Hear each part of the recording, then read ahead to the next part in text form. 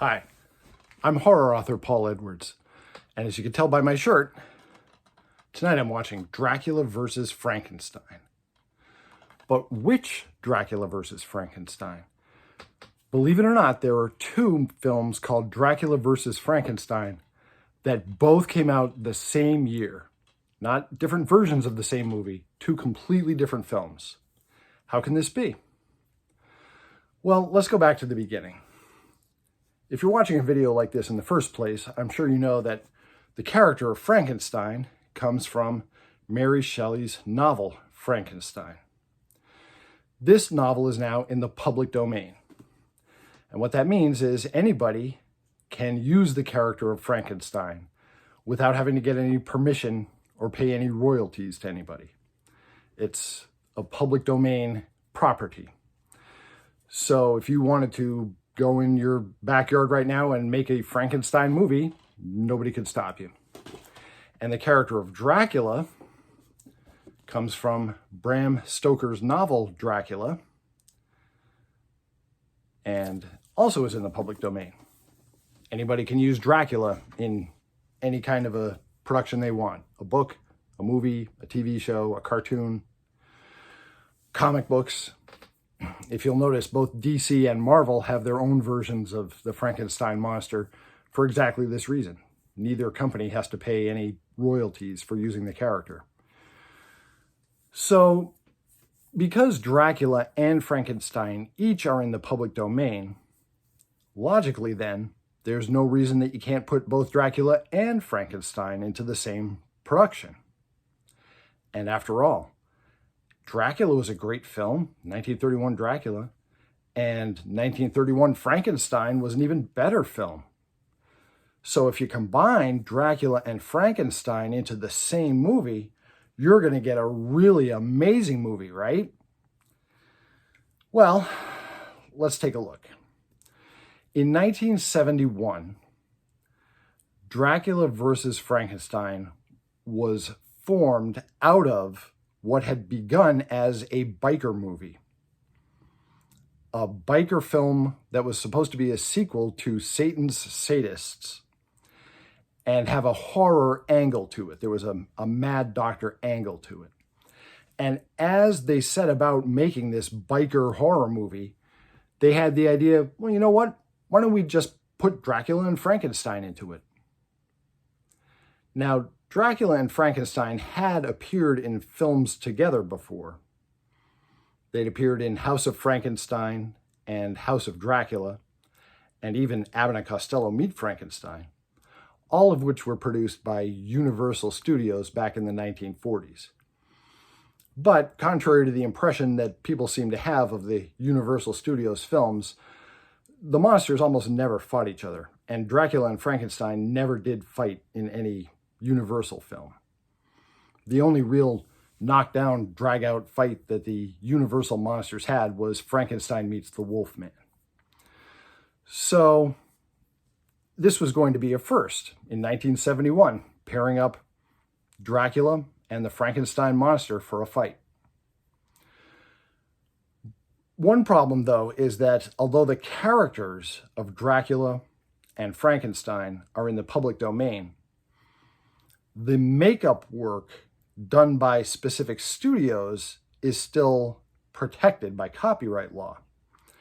So you can make a Frankenstein movie, like I said. You could go out in your backyard and make a Frankenstein film right now. But that doesn't mean that you can use the same makeup design that Boris Karloff wore in the 1931 Frankenstein, with the neck bolts and the sunken cheek and the heavy half-dead eyelids. You have to make up your own costume, your own makeup effect for Frankenstein's monster.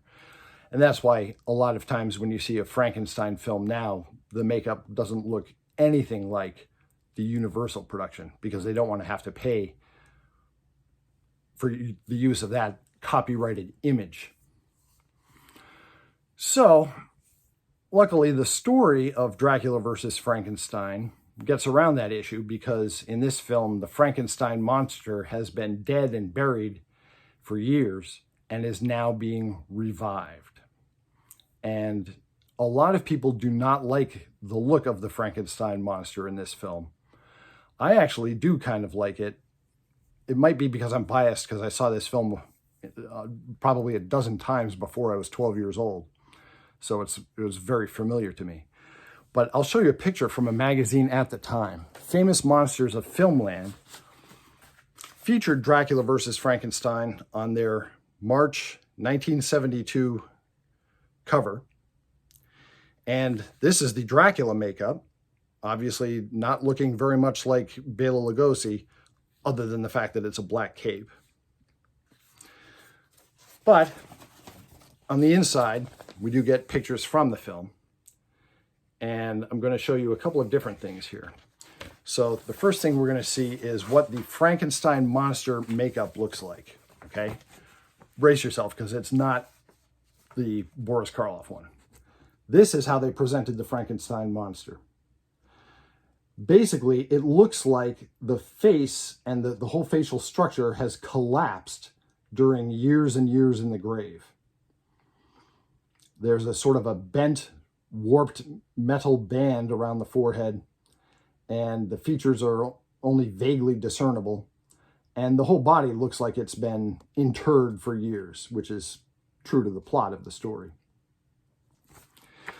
Now, a lot of people don't like that about this movie. In my view, that's the least objectionable thing in this movie. There's so much more wrong with this movie. There's a ton of filler in it. I mean, if you were going to make a film called Dracula versus Frankenstein, it probably wouldn't occur to you to put a musical number in it. But there is. One of the characters is a stage performer in Las Vegas, and we get to sit through her too long musical number early in the film. And then there's a love scene where two of the characters are falling in love with each other, and we hear a sappy early 70s ballad, which doesn't belong in this movie at all, as the characters are romping around on the beach. So it's filler. It's material that's just there to pad the runtime. And of course, there's a lot of biker material in it because this film started as a biker film. Basically, what happens in Dracula versus Frankenstein is that the last descendant of Dr. Frankenstein runs a horror amusement out on the pier in Venice, California, like a house of horrors. But he is secretly working in a laboratory that he has set up in the cellar, and he's working on a strange blood formula. And this has drawn the attention of Count Dracula. And Count Dracula makes a deal with Dr. Frankenstein, although he's using the name Dr. Duray, that he will provide to him the original Frankenstein monster for revival if Dr. Duray will help Dracula to advance this blood formula, and he's going to raise an army of living vampires from it. Incredibly, they actually got two actors from the golden age of Universal's horror films to appear in this movie. Lon Chaney Jr. appeared as, not even as the Mad Doctor, but as the Mad Doctor's brutish assistant, Groton. And unfortunately, Lon Chaney Jr. was quite ill at the time that he filmed this production. He really couldn't even speak well. And so they made his character mute. So they went to all the trouble to hire Lon Chaney Jr., and all he played was a big, sinister, hulking figure that chased teenagers around on the pier and murdered them with an axe without saying a word. It was a terrible role for someone who had been in so many great films. J. Carrol Naish was the other big-name actor from the old days that they got to appear in this film. He also was quite ill at the time of filming, but he at least got the halfway decent part of playing Dr. Duray, the last of the Frankensteins. Now, J. Carrol Naish himself had been the hunchbacked assistant to a mad doctor in House of Frankenstein. He also had appeared in a much better horror film from the 40s, The Beast with Five Fingers, which was a severed hand movie. And he played the detective trying to solve the mystery of the murders in The Beast with Five Fingers. He also appeared in Dr. Renault's Secret, which was another mad scientist horror film. And outside the genre, he had appeared in a number of pretty major productions. Probably the best that would be remembered today are that he played the villain in the first Batman movie serial. And he also appeared in Captain Blood, which, despite the name, is not a horror picture. It's a pirate movie that was quite popular. So J. Carrol Naish and Lon Chaney Jr. do appear in this film.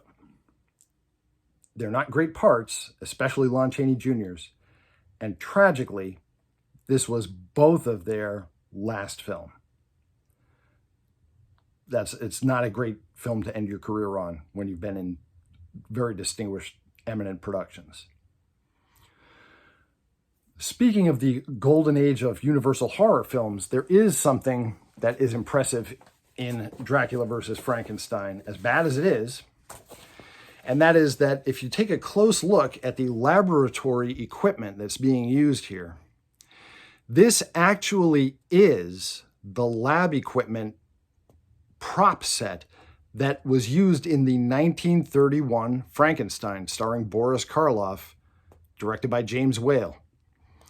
These props kicked around for decades in Hollywood, and every now and then they would be brought out for some Frankenstein production or other, and they were used in Dracula versus Frankenstein. So there's another nod to the great movies that inspired this film, the original Frankenstein laboratory equipment.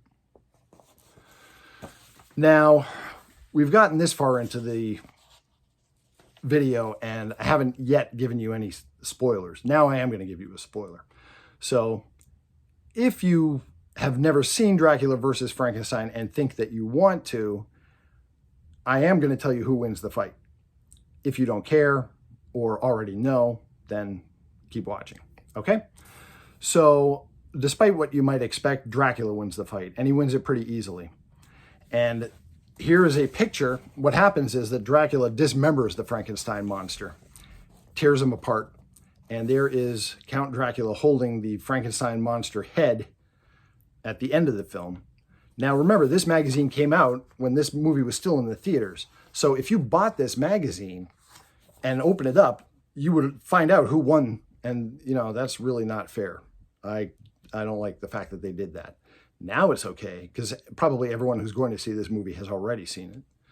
But at the time, if you bought this magazine, especially as a kid, not knowing who was going to win, Dracula or Frankenstein, and you open up the magazine and see this, probably that spoiled a lot of the film for you. So Dracula manages to revive the Frankenstein monster using the Universal Studios lab props with J. Carrol Naish's help, and sends it on a killing spree to get rid of Dr. DeRay's enemies, one of whom was played by Forrest J. Ackerman, the creator of Famous Monsters of Filmland, the magazine I just showed you.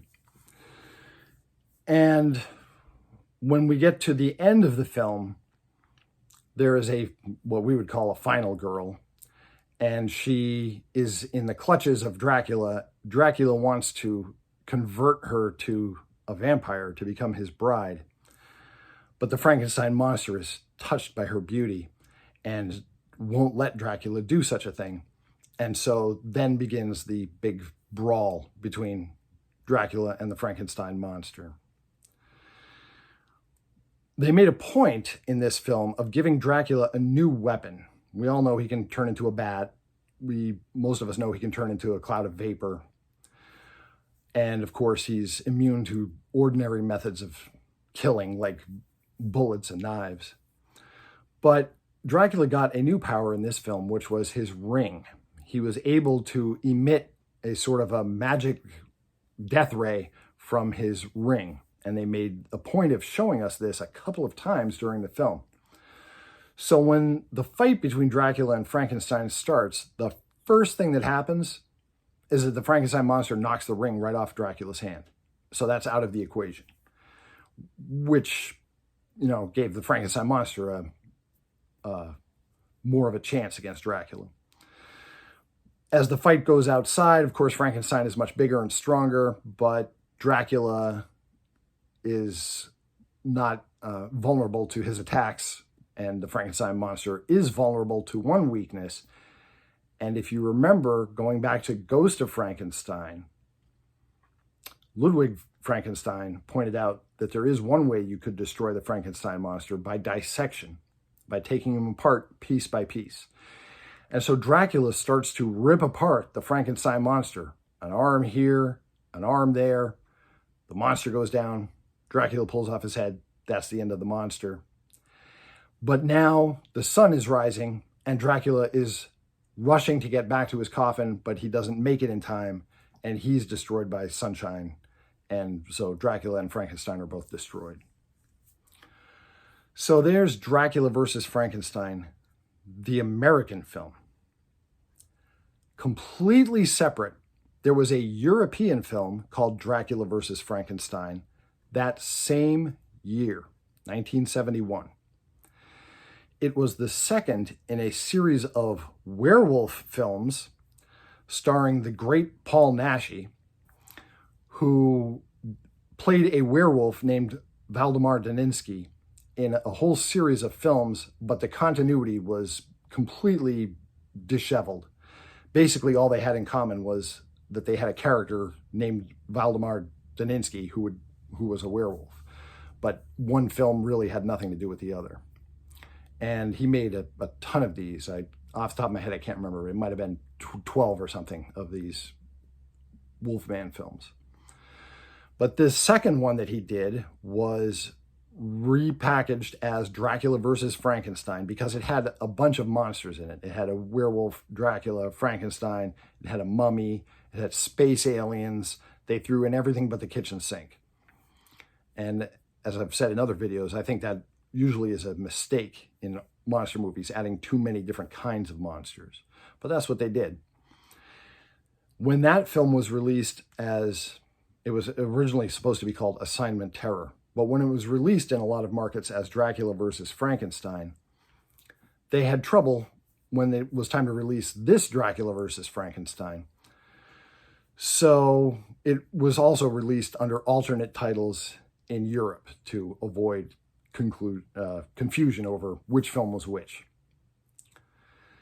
And just in case you already knew everything that I just said, and you've already seen both different Dracula versus Frankenstein films and think that you've got it all down, I'd like to point out that there is also Dracula, Prisoner of Frankenstein. Ha! You may not have seen this one. This is another European horror film from the 70s, Dracula, Prisoner of Frankenstein, under the original title Dracula Contra Frankenstein. And of course, they couldn't give this one the name Dracula versus Frankenstein, which is what Dracula Contra Frankenstein would translate to, because then there would be 3 of them, and that's just too much. So Dracula, Prisoner of Frankenstein is the English language name of this release. And there you have it. That's the story of Dracula versus Frankenstein. I used to see this film all the time on WLVI's Channel 56's Creature Double Feature in Lexington, Massachusetts, where I grew up. It was played regularly in rotation on a double bill with Frankenstein's Bloody Terror, which was another of the Paul Naschy werewolf movies. How's that for confusing? Listen, if you like classic monster films, if you like truly great monster films like the Boris Karloff Frankenstein and the Bela Lugosi Dracula, and if you like bottom-of-the-barrel rubber suit monster movies like Dracula versus Frankenstein, then I guarantee you would like my book series, the Mourner's Woods books. They're available on Amazon.com. I have different kinds of monsters in different books. They can be read in any order. They're all freestanding stories. 99 cents for an ebook, $9.99 paperback. Some of them are available in hardcover, and they're now also all out in audiobook. Have a great night. And I'll see you next time we're talking about scary movies.